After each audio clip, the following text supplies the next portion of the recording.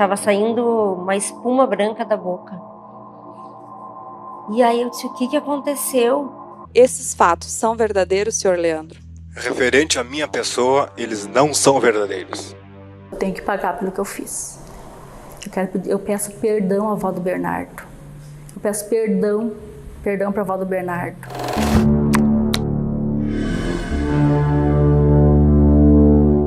Olá pessoal, sejam bem-vindos de volta ao canal e hoje mais uma vez vamos abrir a caixa de Pandora para relembrarmos aqui um dos casos mais impactantes da história do Brasil, que é o crime contra a vida de Bernardo Uglione Boldrini. E 11 anos após o crime nós vamos revisitar os acontecimentos que chocaram o país e também eu vou trazer aqui uma atualização sobre este caso. Mas antes de eu continuar contando essa história para vocês, eu preciso te dar essa dica. O método B-Way do professor Jonas Bressan, o melhor curso de inglês da internet, continua com o preço promocional de R$ 297 à vista ou 12 vezes de R$ 29,70, mas essa promoção de Páscoa está chegando ao fim, então já acesse o link que será aqui no meu box de informações, também no primeiro comentário fixado, para você garantir o preço promocional, tá?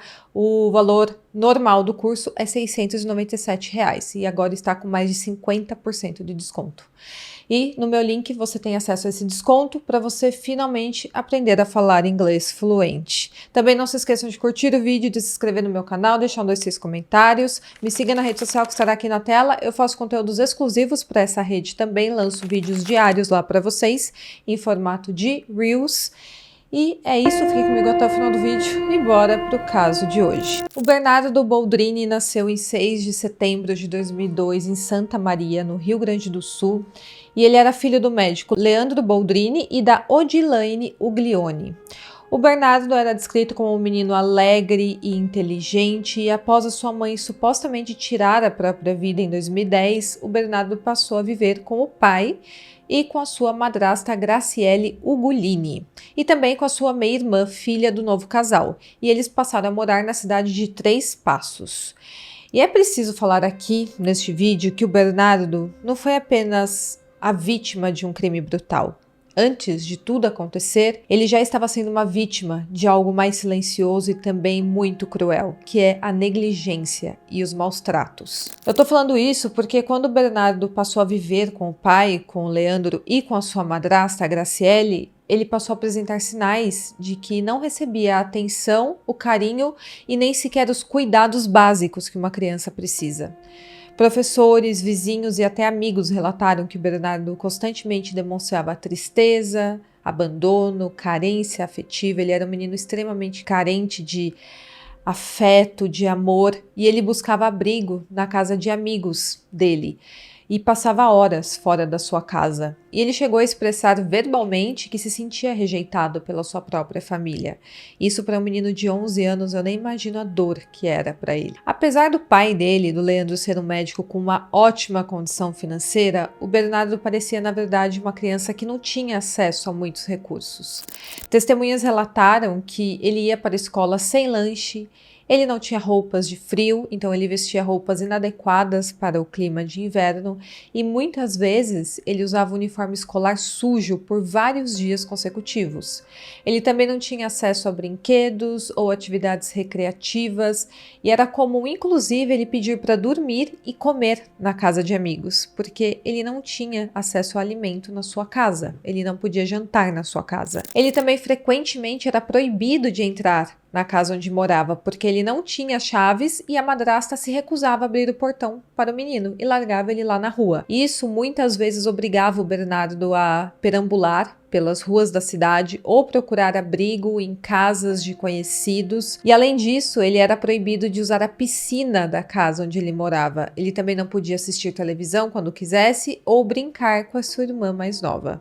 Ele também não tinha qualquer apoio escolar. O pai e a madrasta do Bernardo não participavam dos eventos que ocorriam ali no colégio, como reuniões de pais ou celebrações religiosas, incluindo a primeira comunhão. Eles não participaram da primeira comunhão do Bernardo, que era algo tão importante para o menino. Então, ele não recebia qualquer apoio dos seus familiares, afeto, carinho, nada disso. E ele também não recebia apoio para realizar tarefas escolares. Ele tinha que pedir ajuda de amigos ou então até mesmo da secretária do consultório do Leandro para conseguir fazer a lição de casa. Eles também tinham um código ali de convivência bem macabro, onde o Bernardo era proibido de falar com a madrasta. E ele era também proibido de mencionar a sua mãe, que já havia falecido, e uma de suas reclamações é que o pai havia colocado fogo em todas as fotos da mãe do Bernardo. Então fica muito claro aqui, vendo todo esse contexto, que a Graciele tinha ódio do passado do Leandro, do seu esposo. Ela não aceitava o fato do seu atual marido ter uma extensão da sua esposa, que era o Bernardo, e ainda ter que conviver diariamente com isso. E todo esse ódio se refletiu sobre uma criança indefesa que queria receber amor e também carinho dos adultos que o cercavam. E uma criança, na verdade, não precisa de muita coisa para ser feliz. O que a criança geralmente mais quer dos adultos é atenção e carinho. Para você ganhar o amor de uma criança, você não precisa dar o mundo para ela, você precisa dar atenção e carinho, é tudo que eles precisam. E isso é de graça, é fácil, não demanda tanto esforço para pessoas normais. Mas agora para uma mulher que conseguia nutrir ódio de um menino magrinho, pequeno, de 11 anos, filho do seu marido, dar carinho e amor era muito para ela. Ela só conseguia oferecer desprezo e maus tratos àquela criança. Ela só conseguia externalizar raiva. Essa criança, que era irmãozinho da filha dela, que era filho do marido dela, ela nutria todos esses sentimentos macabros. E esse pai, o Leandro, que permitiu e ajudou tudo isso, é ainda pior nessa história. Esse homem, que era para ser o pai dessa criança por lei e por natureza, e também deveria ser o protetor do Bernardo, foi exatamente o contrário. Ele virou as costas para o filho, ignorou, permitiu e, pior ainda, ele colaborou ativamente para o sofrimento do próprio filho. Enquanto a casa onde eles moravam exibia conforto, piscina, boa comida e estabilidade financeira, o Bernardo era tratado como um estorvo para a família, um incômodo que não cabia mais naquela nova família que o pai havia construído com a sua nova esposa. E o Leandro sabia. Ele sabia que o filho dele era maltratado, sabia que ele era rejeitado, sabia que ele não comia bem, que ele andava mal vestido, que passava dias triste, buscando afeto fora de casa, e nada ele fez. Na verdade, ele colaborou para tudo isso. Ele sustentava toda essa estrutura de maus tratos, ele validava a violência psicológica que a Graciele exercia sobre aquele menino. Ele permitia que ela gritasse com ele, o humilhasse, o isolasse, e tem áudios que revelam tudo isso, e tudo foi revelado durante o processo depois dos fatos. E é possível ouvir o Bernardo desesperado, chorando, enquanto ele era insultado pelos adultos que o cercavam. E o Leandro gravava tudo aquilo e não intervinha. Ele foi muito mais do que apenas negligente como pai. O Leandro foi cúmplice disso tudo. Ele compactuou com os dias de tortura que o seu filho teve em seus poucos anos de vida. Mas, voltando aqui ao cotidiano do Bernardo, essa criança fazia uso de medicamentos controlados, como Rivotril e Ritalina, e sem supervisão adequada. Esses medicamentos eram prescritos a pedido do pai dele por um psiquiatra que era amigo da família. Então, o pai dele pediu para um amigo médico receitar esses medicamentos para o menino. E não existe uma justificativa plausível para esse menino de 11 anos fazer uso de medicamentos tão fortes. E ele carregava esses medicamentos dentro da mochilinha dele e tomava por conta própria. No final de 2013, ele parecia estar bastante desnutrido. E em 2014, ele pediu a um juiz para trocar de família. Mas ninguém acreditava que o Bernardo, que vinha de uma família classe média alta, filho do médico mais famoso ali da cidade e enteado de uma enfermeira, vivia todo esse pesadelo em sua casa e também sob um perigo iminente. Esse menino chegou a virar alvo de bullying por mendigar lanche dos colegas na escola. E nada disso foi comunicado pela escola a órgãos de proteção à infância. A escola preferiu fingir que não estava vendo tudo o que o Bernardo passava. Teve uma ocasião que o menino percebeu que a sua madrasta também teria tentado sufocá-lo enquanto ele dormia. Nessa ocasião, ele acordou sem ar, bastante assustado, e ele viu a Graciele com um travesseiro na mão. Ela tentou disfarçar, mas o Bernardo era um menino muito inteligente, ele percebeu tudo aquilo que tinha acabado de acontecer, e em novembro de 2013 ele falou disso com a sua ex-babá, que ele encontrou na rua. O nome dela é Elaine Terezinha. E a Elaine chegou a contatar os familiares maternos do Bernardo, que morava em Santa Maria. A avó materna do Bernardo ficou 4 anos sem ver o neto, desde a morte da sua filha em 2010, e ela tentou na justiça conseguir o direito a visitas, mas ela acabou desistindo disso em 2011 por causa da resistência do Leandro. Então, a avó materna e o Bernardo só voltaram a se ver nas férias de 2014. E nós vemos aqui que o Leandro e a Graciele não queriam apenas se livrar do Bernardo. Eles queriam maltratar o menino até onde eles conseguiam. Porque se eles quisessem apenas se livrar do Bernardo, não queriam o menino morando ali junto com eles, eles poderiam ter deixado esse menino com a avó materna ou com qualquer outro familiar. Mas não, eles faziam exatamente o contrário. Eles evitaram que a avó materna se aproximasse do menino para que assim eles garantissem que o objeto de tortura deles ficasse ali na casa. A ex-babá do Bernardo falou com a avó do Bernardo dessa tentativa de homicídio quando ela ficou sabendo disso, e a avó dele avisou o conselho tutelar de 3 passos. Ela enviou um e-mail através de um advogado e ligou até para o conselho tutelar para reforçar esse assunto, mas nada disso despertou a atenção dos conselheiros. E isso, nesse caso aqui, é uma marca muito emblemática. Ninguém fez nada para ajudar o Bernardo, nem as pessoas que estão, por lei, em posições que deveriam garantir a mínima proteção à criança. O conselho tutelar ignorou o Bernardo, mesmo toda a cidade sabendo o que aquele menino passava. Uma vizinha da família foi a única pessoa que de alguma forma acolheu e deu amor a esse menino, fora a avó dele materna. Ela se chama Jussara Marques Oliveira Petri e o menino chegou a passar 30 dias seguidos morando no apartamento dela, sem ser procurado pelo pai ou pela madrasta.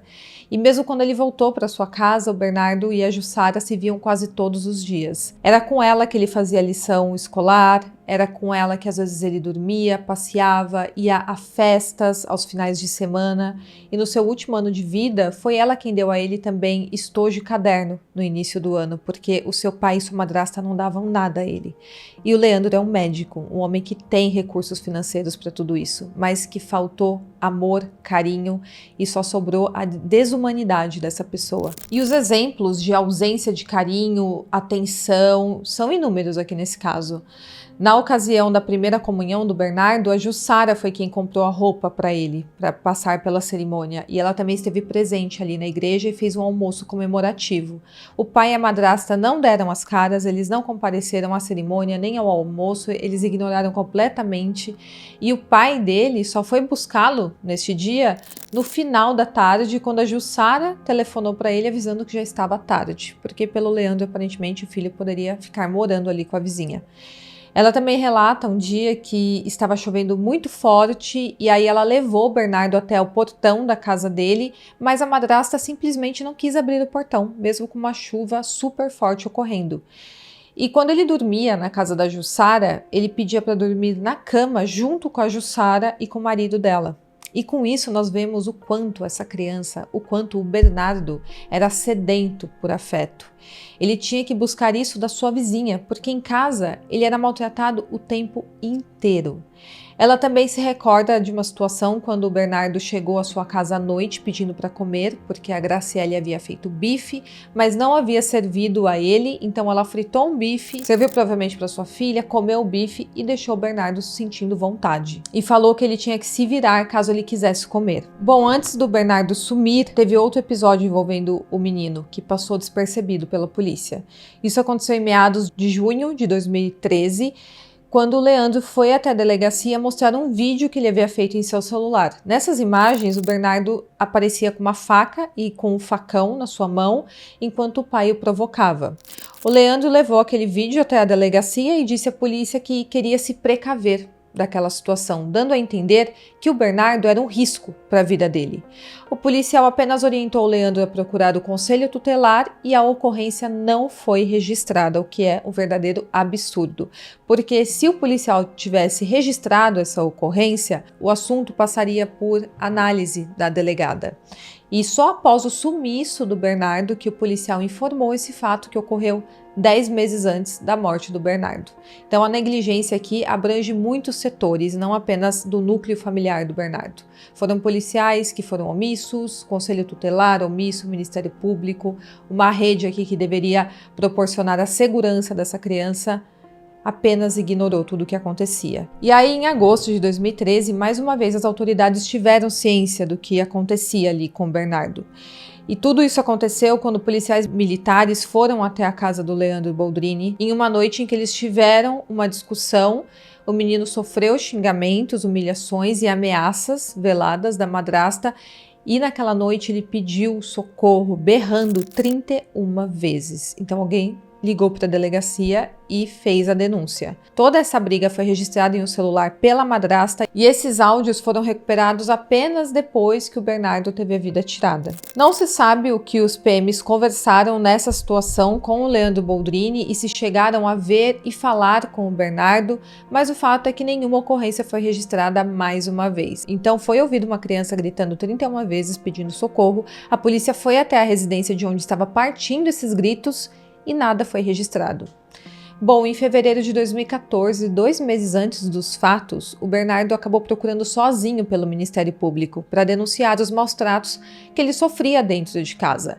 Ele relatou negligência e falta de afeto por parte do pai e da madrasta, e apesar da denúncia, as medidas adotadas pelas autoridades foram completamente insuficientes para protegê-lo.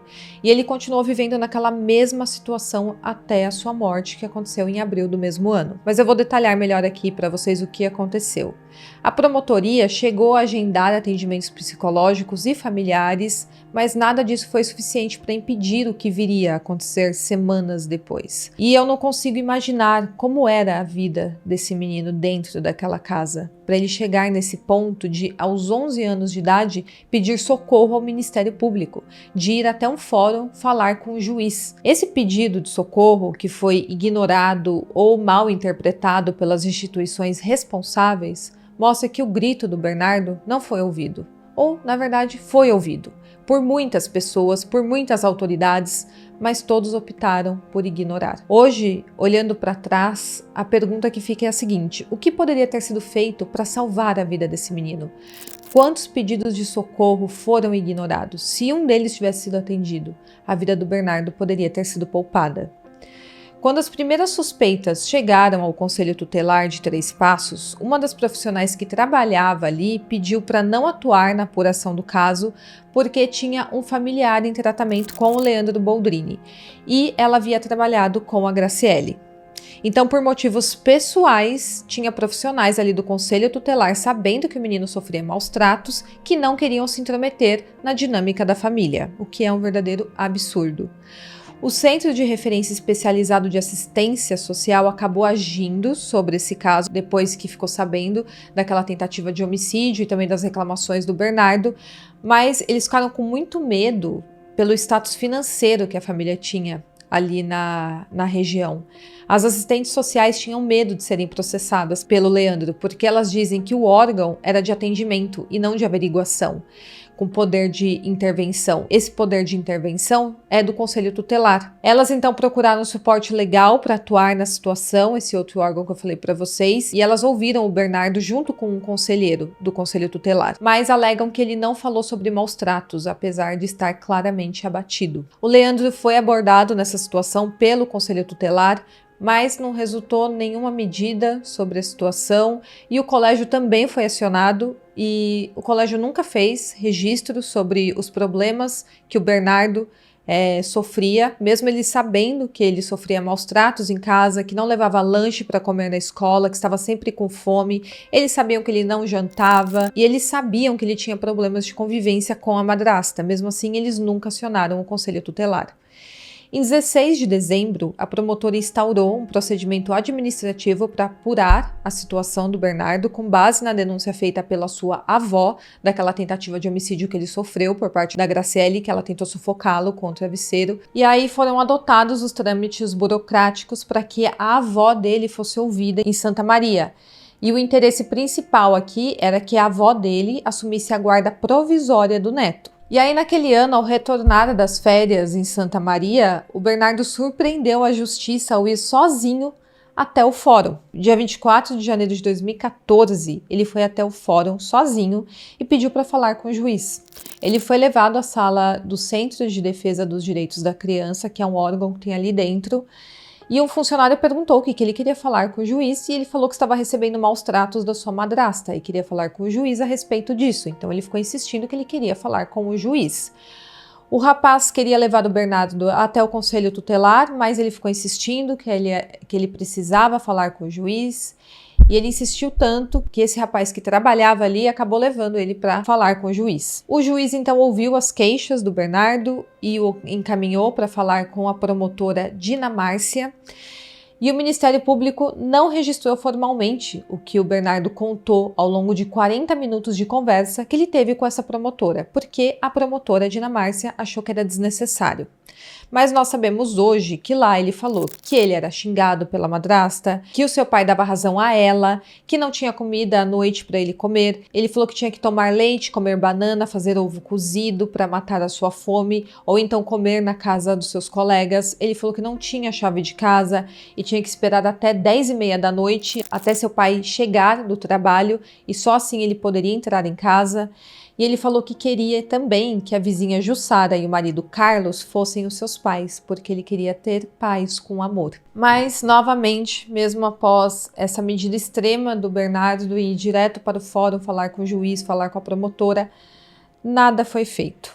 O que foi feito a partir disso, para não falar que nada foi feito, eles fizeram um aconselhamento ao Leandro Boldrini em como tratar o próprio filho, como se precisasse ensinar um pai como tratar o próprio filho. Se um pai não tem isso instintivamente, é porque tem alguma coisa de errado nessa família. Se tem um menino de 11 anos indo até o fórum, falando com a boca dele que ele está sendo maltratado, que está sendo deixado com fome, sem recursos para ir até o colégio, sem roupa, de frio, esse menino está sendo torturado.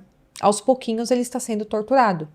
E aí a promotoria e também o juiz, todos que ficaram sabendo desse caso, acharam por bem apenas aconselhar o pai do Bernardo, falar que ele tinha que tratar bem o próprio filho. E o que se sabe é que foi feita uma reunião, o Leandro pediu uma chance para retomar a relação com o filho e o Bernardo aceitou mediante algumas condições. Ele queria ter a chave de casa, poder brincar com a sua irmãzinha e ter um animal de estimação, o básico do básico, que nem precisaria pedir, né?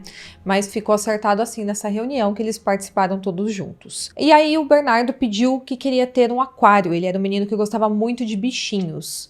E aí no começo de abril de 2014, enquanto o plano era elaborado já pela madrasta e pelo pai para a morte do Bernardo ser feita, eles já estavam comprando remédios analgésicos para dopá-lo, compraram pá e planejaram onde iria ser aberta essa cova, compraram também soda cáustica para corroer o corpo e enquanto isso o Bernardo, um menino completamente inocente, fazia os seus planos para realizar o sonho dele, que era ter um aquário. Nos dias 2 e 3 de abril, Bernardo percorreu floriculturas e lojas de ferragens, além de consultar livros, a fim de reunir o material necessário para decorar o seu tão sonhado aquário. E foi também nestes dias, segundo a investigação da polícia, que a madrasta do Bernardo e sua amiga Edelvânia Virganovics compraram remédios, equipamentos e abriram um buraco para enterrá-lo na cidade de Frederico Westphalen, se eu estiver pronunciando certo aqui. Na tarde de 3 de abril, o Bernardo vendeu rifas na escola e à noite ele telefonou 3 vezes para a mulher que havia dado a ele aquele aquário e ele estava super ansioso para buscar e começar a decorar o seu aquário e ele queria confirmar se ele podia mesmo buscar o presente no dia seguinte. Na sexta-feira, no dia 4 de abril, que já era o dia seguinte, ele estava muito radiante, ele estava muito feliz, ele almoçou em casa com o pai e com a madrasta, ele repetiu a comida, ele pôde brincar com a irmãzinha dele e logo depois, ainda usando o uniforme do colégio Ipiranga, onde ele estudava, ele embarcou no carro da Graciele, supostamente para buscar aquele aquário. Mas nessa altura, ele já havia sido dopado sem saber e o remédio começou a fazer efeito. Já com a medicação agindo no corpo, ele fez sua última ligação registrada em seu celular para quem considerava a sua mãe, que é a vizinha Jussara Petri. Não se sabe se ele estava pedindo socorro com aquela ligação ou se ele queria apenas conversar, mas o fato é que essa ligação não chegou a se completar. Com isso, o celular nunca foi achado pela polícia. A Jussara, naquela tarde, não estava em Três Passos e ela retornou à noite, naquela sexta-feira, e nessa altura o Bernardo já estava sem vida. A notícia do sumiço se espalhou pela cidade na noite de domingo, no dia 6, quando finalmente o Leandro fez o registro policial de desaparecimento. Ele informou à polícia que o filho havia ido dormir na casa de um amigo, mas acabou não retornando. Porém, as investigações revelaram que, na verdade, o Bernardo nunca chegou à casa desse suposto amigo. A busca pelo Bernardo mobilizou a comunidade local e ganhou destaque na mídia nacional. E na segunda-feira, o Conselho Tutelar buscou informações na escola e também fez ofício à promotora. E diante da notícia de que ele havia desaparecido, a Dina Márcia, a promotora, fez um novo pedido ao juiz de suspensão da guarda do pai. Mas nessa altura já era tarde demais, né? As buscas duraram até dia 14 de abril, quando a Edelvânia, amiga da Graciele, em seu depoimento confessou a participação no crime. E ela levou os policiais até o local onde o corpo do Bernardo havia sido enterrado. Era uma cova em um matagal, naquela cidade de Frederico Westphalen, a cerca de 80 quilômetros de Três Passos. O corpo dele foi encontrado no dia 14 de abril de 2014. Ele estava dentro de um saco plástico, sem roupas e coberto com soda cáustica. Além dela, o pai e a madrasta também tiveram a prisão decretada no mesmo dia. As investigações revelaram que a Graciele administrou uma dose de midazolam ao Bernardo, alegando que era para evitar enjoos durante a viagem que eles fariam. Posteriormente, com a ajuda da Edelvânia, ela aplicou uma dose letal de um sedativo por via intravenosa. Após a morte do Bernardo, o corpo foi enterrado na cova previamente preparada e coberto com soda cáustica para acelerar a decomposição. E 4 pessoas foram acusadas por este crime. O Leandro Boldrini, o pai do Bernardo, acusado de ser mentor do crime. As testemunhas relataram negligência e desinteresse pelo filho. O Ministério Público também alegou que o Leandro via o Bernardo como um obstáculo à família que ele havia formado com a Graciele. A Graciele Ugolini também foi condenada, madrasta do Bernardo, executora direta do crime. E ali nas provas foram revelados áudios e mensagens com ameaças e desprezo pelo menino. Foi condenada também a Edelvânia, amiga da Graciele, que ajudou na execução e na ocultação do corpo. Ela confessou o crime e colaborou com as investigações. E o irmão dela, o Evandro Virganovics. Ele é irmão da Edelvânia e ele auxiliou na preparação da cova onde o corpo foi enterrado. Então, esses 4 adultos covardes, criminosos, provavelmente psicopatas, planejaram juntos a morte de uma criança de 11 anos, que não fazia mal a ninguém. O Leandro foi condenado a 33 anos e 8 meses de prisão.